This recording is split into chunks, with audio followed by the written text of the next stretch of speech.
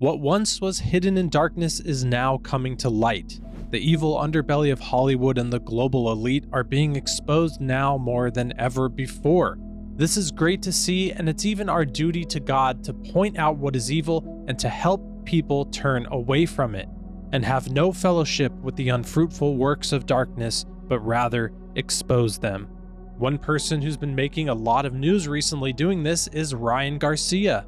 Ryan Garcia is a professional boxer. He's ranked as the world's 4th best active lightweight. He has an upcoming fight soon with Devin Haney that's getting a lot of coverage, but most importantly, he's a follower of Jesus Christ.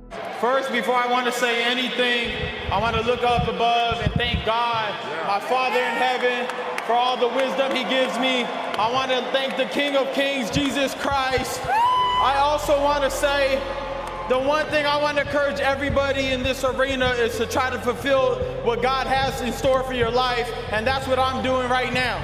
Ryan has come out recently and made some pretty incredible claims about some things that he's seen since he became famous through his boxing. The main incredible claim that Ryan has been making is that the elites at one point got him and took him to the woods, tied him up, and made him watch terrible things. He claims that this happened at Bohemian Grove. Bohemian Grove is the private secret society where it's by invite only. Many of the attendants who are involved there are politicians, are involved in Hollywood or in big companies. It's a male-only club, but the strangest aspect of this whole thing is this isn't people just getting together talking about business. They come together and do a ritual ceremony known as the cremation of care, where they burn a fake effigy in front of the false god Moloch. Where? Bro, they took me to the woods, bro, and they tied. I'm not joking, bro. I have proof, bro. I don't give a bro. I will show you every video you could ever believe. Bohemian Grove is real.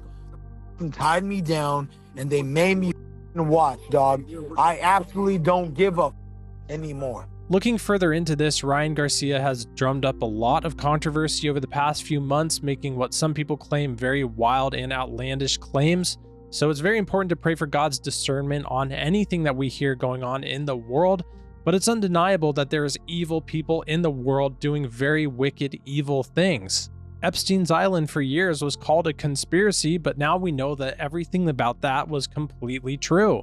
The director behind Sound of Freedom, who was involved firsthand with people who were helping kids in these situations, said Epstein isn't the only sex island out there. Director behind surprise hit movie Sound of Freedom makes stunning claim. And it's not just political elites that we're talking about here. Hollywood is definitely involved. How many times do people like Harvey Weinstein and R. Kelly need to be exposed before people understand there's a huge problem of manipulation and control and dark evil things that are happening on a wide scale within celebrity circles? This leads us to the unfolding story of P. Diddy, a famous rapper who some people are claiming is involved in an Epstein-level control of trafficking and abuse of males and females of all ages. Shockwaves reverberating through the music industry after federal agents raided the LA and Miami homes of billionaire hip-hop mogul Sean Diddy Combs. His former producer, Rodney Lil Rod Jones, filed an explosive lawsuit containing disturbingly graphic and disgusting details that not only implicate Diddy, but aim straight at the heart of the music industry. An elaborate racketeering, blackmail, and trafficking scheme that his lawyers compare to Jeffrey Epstein's. Here's some of the official claims that are being brought against him.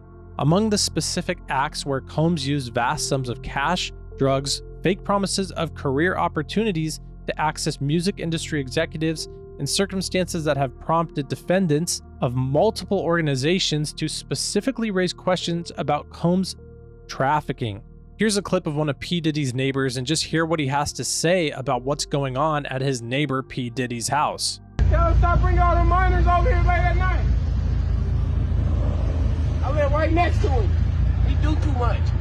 He be like buses, like big ass buses. You can see all type of shit hop out. Especially at nighttime, like around 3 o'clock in the morning. It gets wild. I'm his neighbor. When my basketball go over there, I just let it be. Many people have been saying 2024 is going to be a year where many people are exposed for doing evil acts, and so far that's definitely what we've been seeing. Katt Williams, interestingly enough, 2 months ago was saying that exact thing on Shannon Sharpe's podcast about P. Diddy. All of these big dick deviants is all catching hell in 2024. It's up for all of them. It don't matter if you Diddy or whoever you is. TG Jakes, any of them. All lies will be exposed. That's all. And anyone who takes that the wrong way, know why they take it the wrong way. Now, I've had to turn down $50 million 4 times.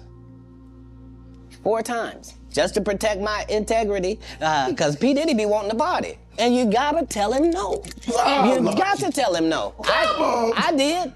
Let's hope and pray that this continues and that we're moving into a time where we see a greater fulfillment and a greater manifestation of Luke 8:17. For nothing is secret that will not be revealed, nor anything hidden that will not be known and come to light. There's some weird videos that have been resurfacing of P. Diddy with much younger people, and the videos are, well, just really pretty uncomfortable. Here's a video with P. Diddy and 15-year-old Justin Bieber. So check this out, yo.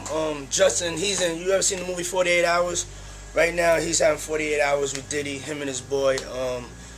They're having the times of their lives, like, you know, where we hanging out and what we doing. We can't really disclose.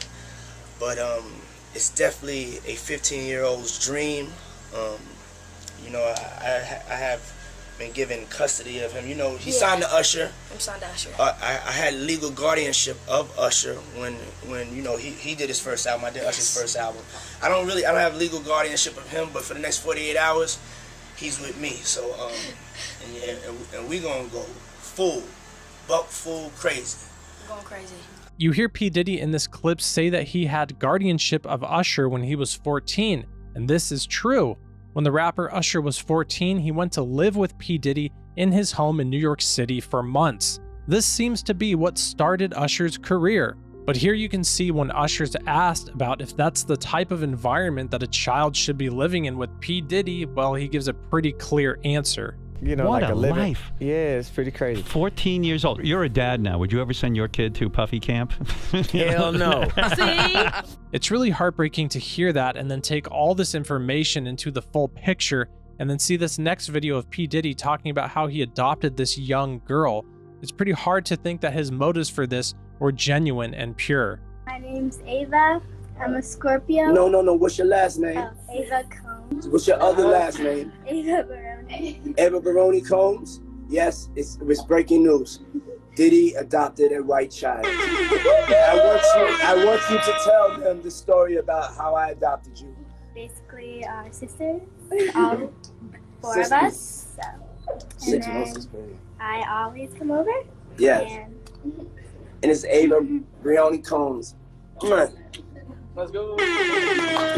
A lot of people are now questioning rapper Jay-Z's involvement with P. Diddy. Jay-Z was close with rapper R. Kelly, who is currently in prison for 30 years for similar charges.